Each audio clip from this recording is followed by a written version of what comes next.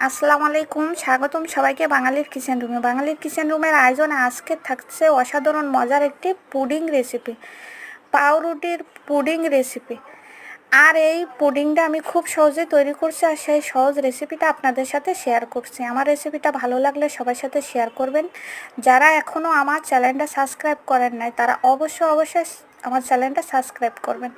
এরকম নিত্য নতুন রেসিপি পেতে আমার চ্যানেলটা সাবস্ক্রাইব করে আমার পাশে থাকবেন। আমি এই যে পুডিংটা তৈরি করছি, এই পুডিংটা খেতে কিন্তু অসম্ভব মজার। এই পুডিংটা আপনারা ইফতারিতেও রাখতে পারেন। পুডিংটা কিন্তু দেখতে যতটা সুন্দর হয়েছে তার থেকে খেতে কিন্তু বেশি মজা। দেখলেই বুঝতে পারতেছেন কত সুন্দর হয়েছে পুডিংটা। আমি খুবই অল্প সময়ে অল্প কিছু উপকরণ দিয়ে পুডিংটা তৈরি করছি। দেখুন রেডি হয়ে গেল পুডিংটা।